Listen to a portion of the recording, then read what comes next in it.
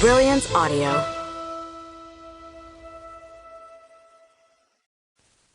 The Bluebonnet Battle by Carolyn Brown, performed by Brittany Presley. Aunt Liddy, this is Clovis. Bridget and I are on the way to the hospital right now. Do you know the news?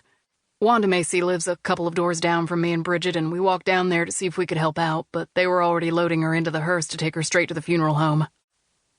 Well, if that don't beat all, Liddy said. She wasn't much more than 50 years old. Are we still on for lunch in the cafeteria? Yes, Bridget says to tell you that we'll talk about it more then. She's on the phone with her dad right now, Clovis said.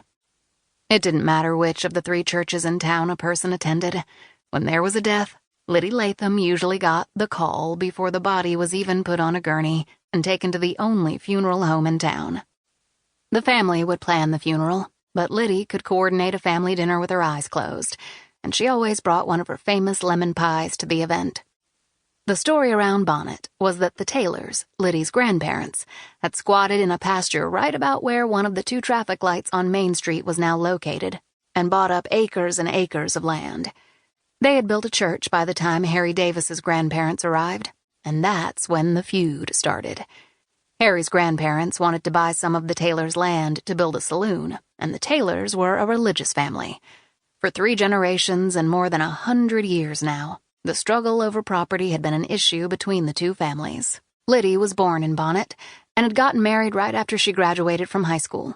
Her claim to fame was that she and her brother, Paul Taylor, still own most of the stores on Main Street, as well as acreage to the east of Bonnet, and that she made the best lemon pies in the universe.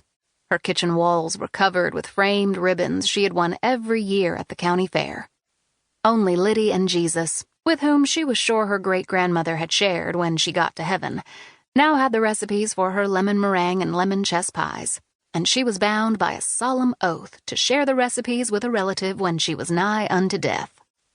As she drove to the hospital where she volunteered until noon on Tuesdays, she was thinking that she hadn't had to make a pie in weeks. She pushed the button to call her younger brother Paul and laid the phone on the bench seat of her hot pink 1965 Caddy. "Hey, did you hear that Wanda Macy passed this morning?"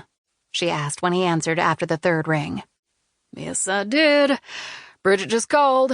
She told me that Wanda worked yesterday right up until closing and even went home and fried chicken for supper last night. When her husband tried to wake her this morning, she was already gone." "I didn't even know she was sick," Liddy said. "I reckon the funeral will be Thursday or Friday." "Did she go to our church?" Paul asked. "On Easter and Christmas, but I expect that don't matter now. Everyone has a family and needs a dinner served to them after the services. That's part of getting closure," Liddy said. "I'll find out this afternoon the exact time of the funeral and get the dinner planned. I wonder what happened. She's only about 50. Poor old Harry will be lost. Wanda has kept the office for him since she finished high school." "That's the truth," Paul said. "Has Ruth Ann made it to the hospital yet? She reminded me this morning that she'll be volunteering with you and then y'all have lunch with the kids in the cafeteria." "That's right." Liddy saw her sister-in-law's SUV pass her.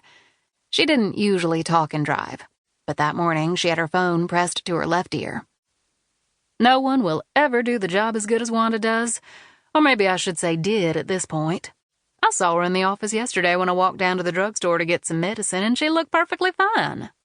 "Bridget said Wanda's husband told her that Wanda had an aneurysm for a while and kept it a secret," Paul said. Liddy nosed her car into a parking spot in front of the hospital and turned off the engine. Before she could open the door, Ruth Ann had gotten out of her car and waved. "Ruth Ann just parked, so I'd better get on to the hospital. See you tonight." "I'll be there. Think you might make an extra lemon chess pie?" Paul asked. "You've always been able to sweet-talk me into anything," Liddy laughed. "I've got a pot of beans going in the slow cooker. I'll fry some potatoes and make a pan of cornbread, and yes, I'll make a lemon pie." "I love that you're 20 years older than me and you spoiled me from the time I was born," Paul chuckled. "See you at supper."